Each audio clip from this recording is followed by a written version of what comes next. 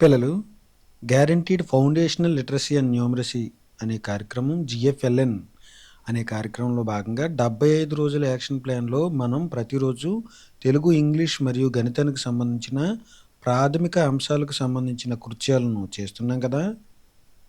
ఈ విధంగా చేస్తున్నప్పుడు 3, 4, 5 తరగతుల వారికి తెలుగు తెలుగు అంశాలలో మనం ప్రతిరోజు కథాంశాలను చూస్తున్నాం కదా.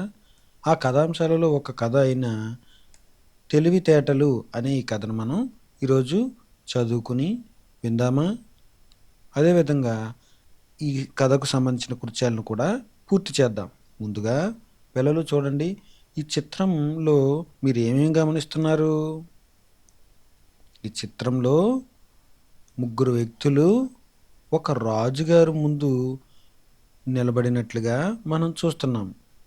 ఈ రాజుగారి ముందు ఈ ముగ్గురు ముందు కూడా ఒక బల్లపై ఒక పెట్టె, ప్రత్యేకమైన పెట్టెగా మనం చూస్తున్నాం. ఇదంతా రాజభవనంగా మనం చూస్తున్నాం. రాజభవనం లాగా మనకి తెలుస్తుంది. రాజుగారి దగ్గర వీరేదో మొత్తానికి మాట్లాడుతున్నారు. మరి అదేంటో తెలుసుకుందామా? ఓకే పిల్లలు, మరి తెలివితేటలని ఈ కథలో నుంచి ఆ అంశం ఏంటో మనం గుర్తిద్దాం. ఓకే, కథలోనికి వెళ్దాం. ఒక రైతుకు ముగ్గురు కుమారులు ఉండేవారు. ముగ్గురు బాగా తెలివైనవారు. ఒకసారి తీవ్రమైన కరువు వచ్చింది. పొలాలన్నీ ఎండిపోయాయి. రైతు కుటుంబం ఆకలితో ఉంటున్నారు.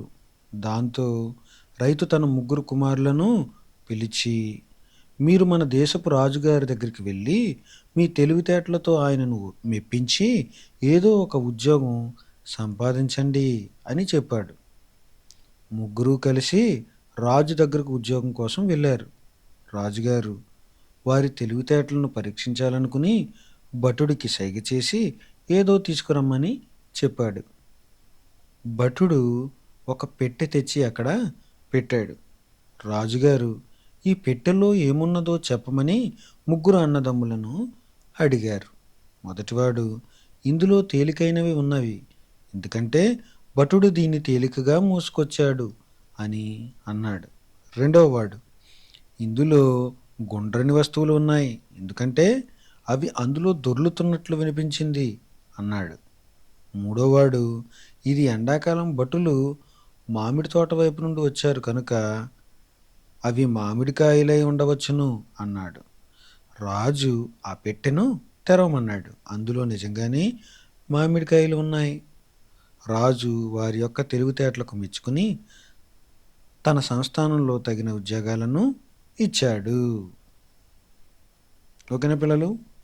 ఇప్పటి వరకు మనం కథను విన్నాం కదా. తెలివితేటలు అనే కథను విన్నాము, చదివాము.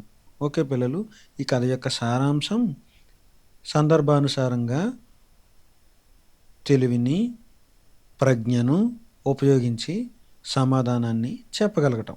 రాజుగారి ముందు ముగ్గురు అన్నదమ్ములు ఒక్కొక్కరు ఒక్కొక్క విధంగా చెప్పగలిగారు. వారు చెప్పిన సమాధానాన్ని బట్టి వారిని తగిన స్థానంలో రాజుగారు ఉద్యోగాలు ఇచ్చినట్లుగా మనం గమనిస్తున్నాం. సరైన సమాధానం చెప్పిన వారికి సరైన గుర్తింపు వస్తుంది. ఓకేనా పిల్లలు? ఓకే, ఇప్పుడు ఈ కథలో మనం చదువుకున్న కథలో 5 అక్షరాల పదాలు, 4 అక్షరాల పదాలు మరియు 3 అక్షరాల పదాలను గుర్తించండి పిల్లలు. నేను కొన్ని మీకోసం గుర్తిస్తాను. తర్వాత మీరు దానిని కొనసాగించి 1, 2, 3, 4, 5 ఈ విధంగా మీరు వరుస క్రమంలో రాసి చదవండి. ఓకేనా పిల్లలు? ఇప్పుడు కొన్ని గుర్తిద్దాం.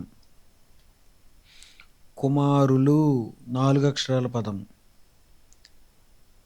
తెలివైన వారు 6 అక్షరాల పదం.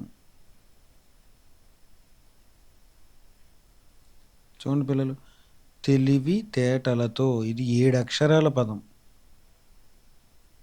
ఉద్యోగం కోసం 5 అక్షరాల పదం. తీసుకురమ్మని 6 అక్షరాల పదం.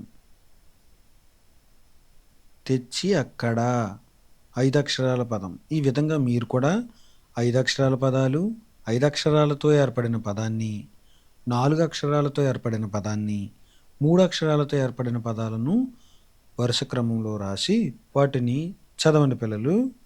ఓకే.